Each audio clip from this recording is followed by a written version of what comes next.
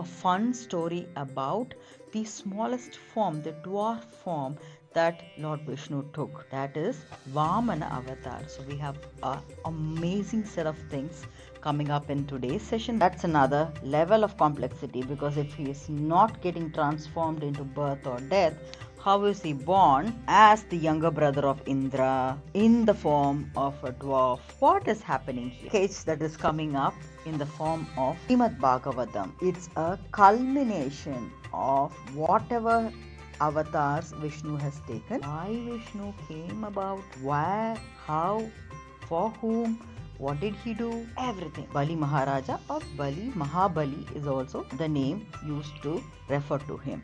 This is the person that he is going to beg to. Who is going to beg? The God is going to beg to in the form of Vamana Avatar. Please be there to save him.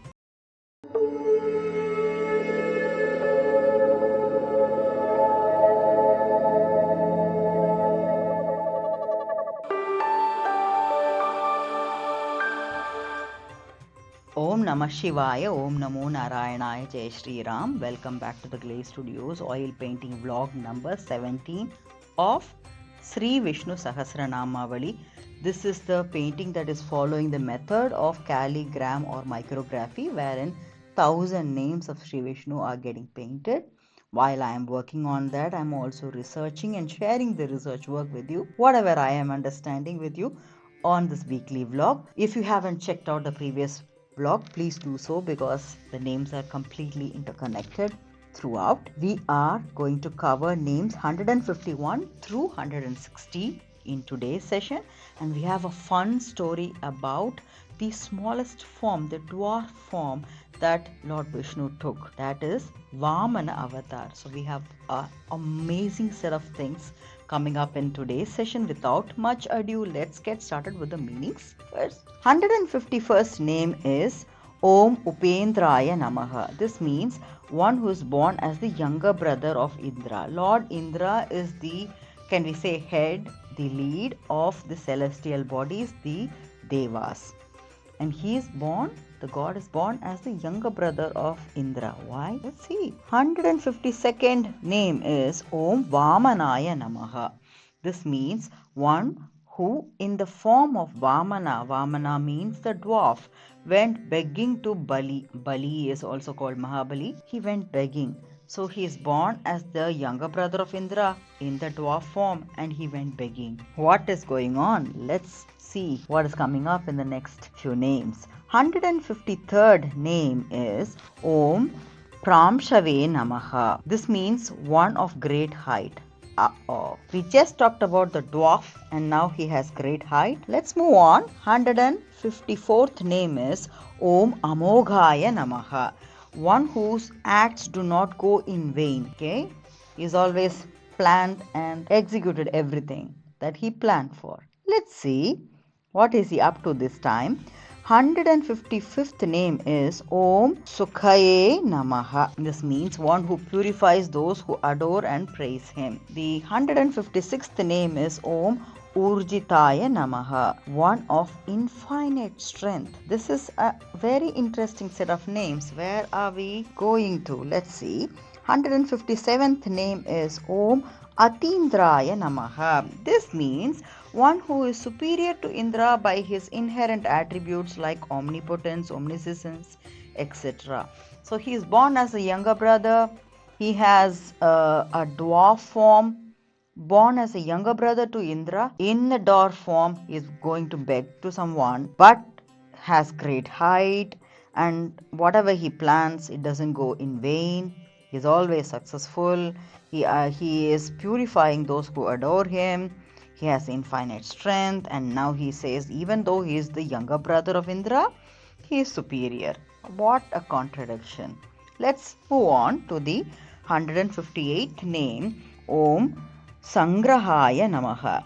One who is of the subtle form of the universe to be created. He also takes subtle forms. Of course, he does. 159th name is Om Sargaya Namaha, means the creator himself. 160th name is Om Dhutatmane Namaha. This means one who is ever in his inherent form or nature without the transformation involved in birth or death. That's another level of complexity, because if he is not getting transformed into birth or death, how is he born as the younger brother of Indra in the form of a dwarf? What is happening here? I need help. I'm just going to go into the story of Vamana Avatar, and this comes from Srimad Bhagavadam. Just for your understanding, Srimad Bhagavad Gita is a discussion. The 700 verses is basically the discussion between the god and Arjuna, and they are in the war ground Kurukshetra. This war is ended and everything is now wrapping up.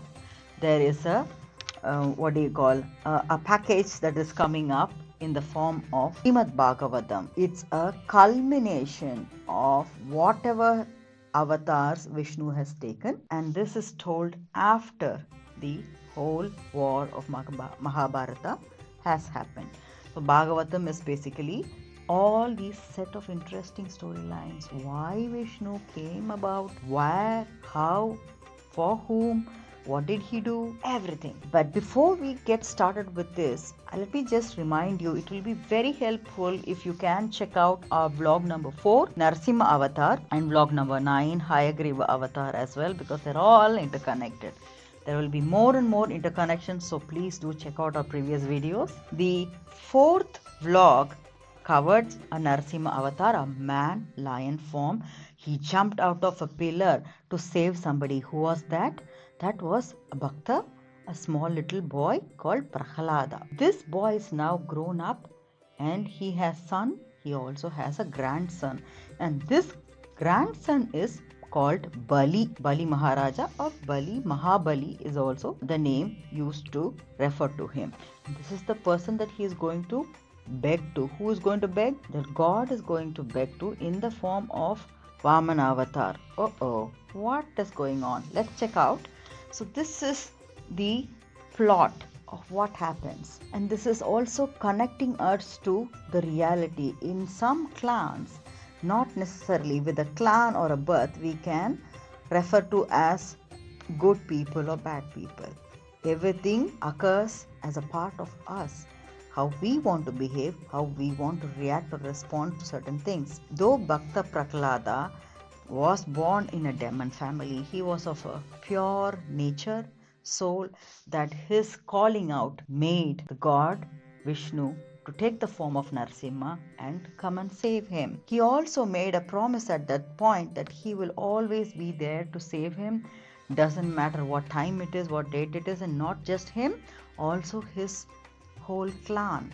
So there was a promise made at that time. And now that he has a grandson, not necessarily that the grandson also follows the same steps of his grandfather.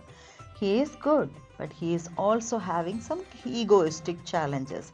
He wants to run the whole world, run the whole cosmos, I would say. So at this point, he sets his eye upon a location, that is the celestial bodies and celestial world, that has all the pristine features. Okay, that's a beautiful screensaver. I love it. I want to use it. So he goes for that, and that is the place owned by Lord Indra. Lord Indra is the king of the celestial kingdom, and Mahabali goes after that kingdom because he thinks he can also rule that world. Nothing wrong about it, but he wants more than what he deserves.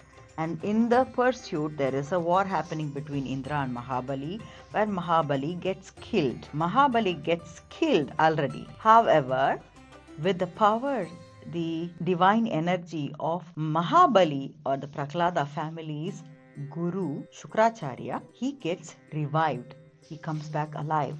And now Lord Indra is in trouble. He doesn't know how to resolve this conflict, how to take back his own celestial kingdom.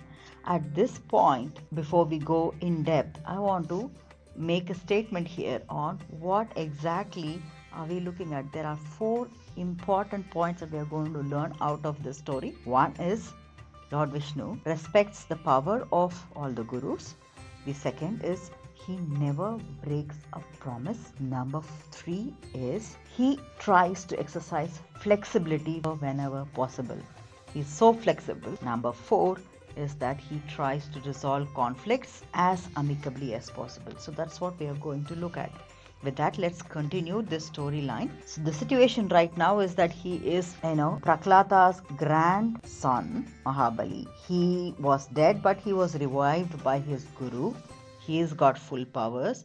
He's taken over the celestial kingdom belonging to Indra. Now I'm going to just go back to a storyline that we started with, the beginning of the cosmos, the Big Bang, in the way of the Garbhodakshayi Vishnu.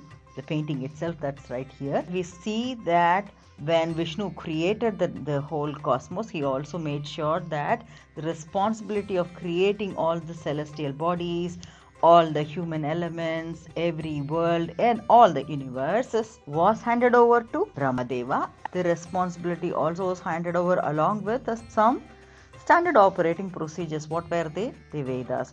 According to that, he is creating so many elements first. The first, it's like a proper manual. So he's following that, and according to that, he's creating everything that is needed one by one. And the first of the steps will be creating all these Rishi Muni and their Devis, their wives, so that they can further create the series of elements needed for the cosmos. And one of the rishis that was created by Brahma was Rishi Kashyapar and his wife Aditi Devi. They are the ones responsible for the progeny of the Devas or the celestial bodies there, and Indra happens to be their son. Now that he is in trouble, which means Indra is in trouble, he needs help. He goes to the mother and the father asking for help because he's tried his best. And mother now thinks of, okay, I'm going to pray to Lord Vishnu and ask him for another route, another way. He has to support us. He has assigned the duty of creation to Brahma. Through him was all these celestial bodies created, and that's how the responsibility of the karma of managing all this was handed over to all of us. And if we have nothing left because Mahabali has taken it away, who will we go to? Follow the hierarchy up. Go and report to the highest authority. She's going to do it in a very different way. She's not going to write a complaint letter. What is she going to do? We're just going to read a verse from Srimad Bhagavatam this time. Bhagavatam has cantos, and within cantos it has chapters, and chapters also have verses inside. So it's even bigger than what we have seen before in the previous videos. Srimad Bhagavadam, Canto 8 covers Vamana Avatar. So Canto 8, Chapter 16, verse 25 is what I'm going to read, and we'll look at the meaning of it. Falgunashya Amalapakshe Dwadashaham Payavratam Arkayed Aravindaksham Bhaktya Paramaya Anvitaha. This means Falgunasya refers to the month of Falguna, which is somewhere in English calendar we can call in between February and March. Amalapakshe, during the bright side of the fortnight.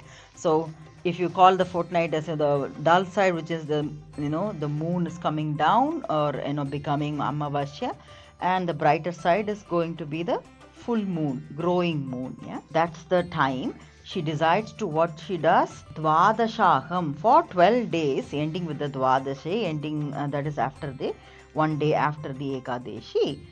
She is taking a Bhayavratam, accepting the oath of taking only milk. She is going to drink only milk for 12 days. And she is expecting the god to arrive and help.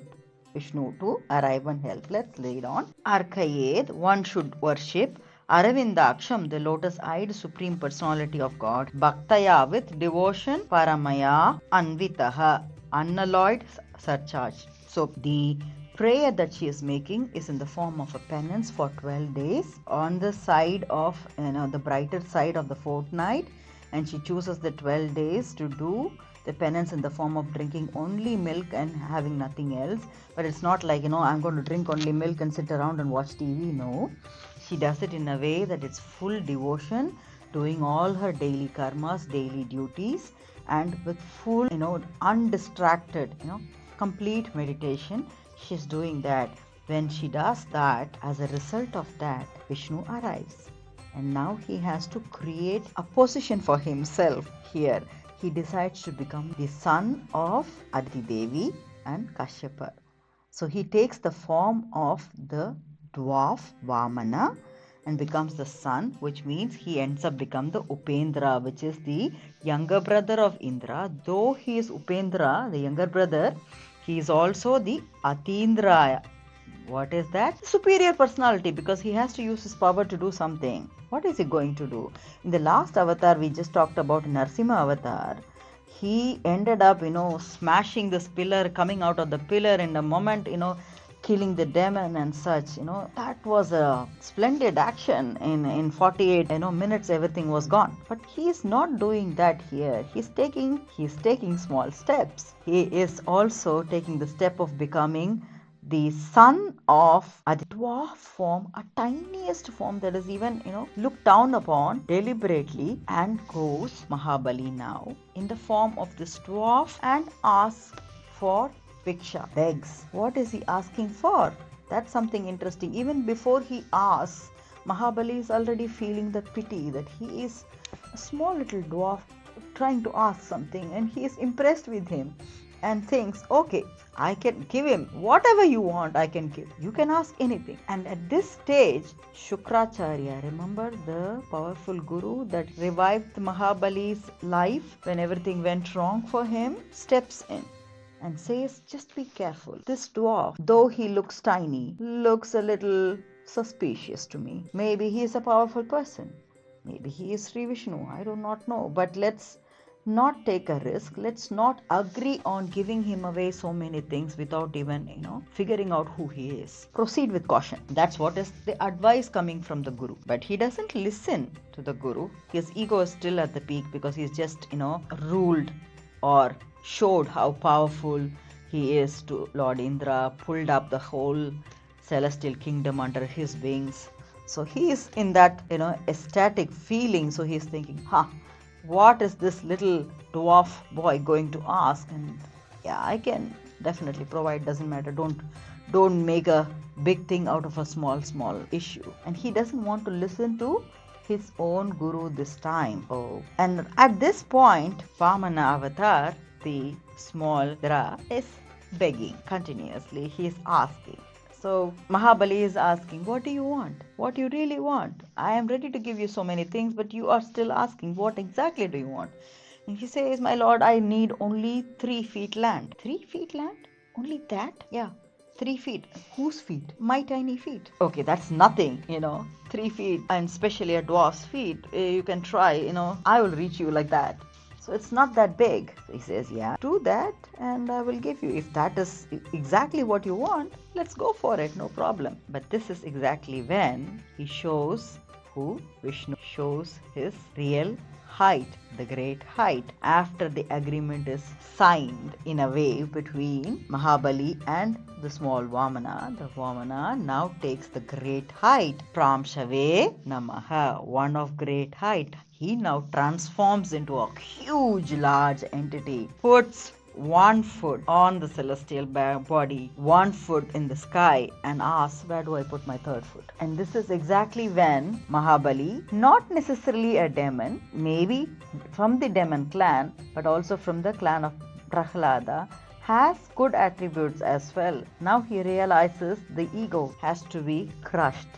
And he says, but it's also said in Srimad Bhagavadam that he asks the Lord's feet, 3rd feet, to be put on top of his head. In a way, submerging the ego in him, and agrees to give away the celestial bodies, the celestial kingdom back to Indra. So, issue resolved without a war, without bloodshed. What do we learn from this? Can we now go over the 4 points that I touched upon? He respects, Lord Vishnu respects the power of the Guru. Why? What did he do? Can you see? The Guru, when the war happened between Indra and Mahabali, he did not interfere. Indra killed Mahabali. He did not interfere. But the Guru himself, Guru of Mahabali, had interfered and revived him. So he cannot double cross a Guru. He'll never do that. The second point is, he never breaks a promise. What is the promise? When he took the Narasimha avatar and came down to save Prahlada, what did he say? He will always be there and protect him, and not only him, his own clan, the full clan, which means he already invariably agreed to protect Mahabali, the grandson of Prahlada. He cannot be killed. He cannot be killed. So he cannot overrule the power of the Guru. He cannot break his promise. He will not do that. The third point is exercising flexibility, and that's exactly why he decides to take the small form so that it could feel really minuscule from the point of Mahabali, the Vamana, exercising flexibility. Number 4 is resolving the conflict amicably. How did he do that? He showed who he is after the agreement and after putting the feet on the celestial bodies and on the sky to show what he can do, what he could do, but is choosing not to do because he's respecting his own promise, he's respecting the Guru. So that really brings down the ego of the opponent, and thereby the conflict is resolved without a shed of one single drop of blood. I hope you found this interesting. This is a story I always love. One of the stories from Bhagavadam that I always love, and I have learned a lot from this, and I hope you have also found this interesting. Please do share your thoughts. Until we meet in the next session, stay blessed, stay happy, stay healthy, stay motivated. Thank you. Bye-bye.